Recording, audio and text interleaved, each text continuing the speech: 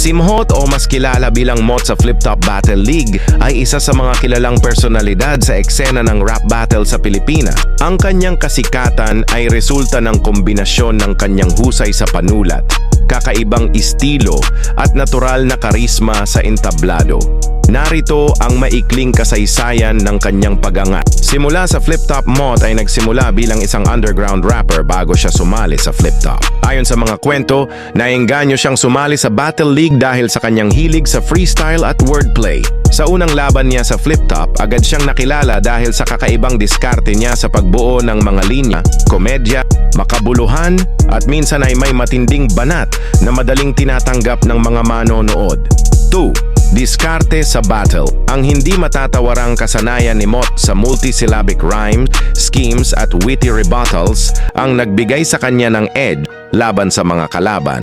Mahusay siyang mag-adjust sa estilo ng kalaban at kayang gawing katawa-tawa ang sitwasyon ng iba gamit ang humor na hindi offensive pero malupit. 3. Pagtanggap ng tao, ang kanyang likas na karisma at relatable na banat ang dahilan kung bakit mahal siya ng fan. Kahit gaano kabigat ang tema ng laban, nagagawa niyang gawing light at entertaining ang kanyang mga linya, kaya't madali siyang minahal ng audience. 4. Walang talo. Ang pagiging undefeated niya ay resulta ng kanyang matinding paghahanda, pagiging consistent at kakayahang magbigay ng memorable performances sa bawat laban. Isa rin itong patunay ng respeto ng mga kalaban niya sa kanyang kakayahan. 5. Legacy ni Mot. Sa kasalukuyan, si Mot ay itinuturing na isa sa mga haligi ng Flip Top Battle League. Ang kanyang walang talo na record at kontribusyon sa eksena ay nagbigay ng inspirasyon sa maraming baguhang rapper at battle MC na sumusubok pa lang sa Flip Top.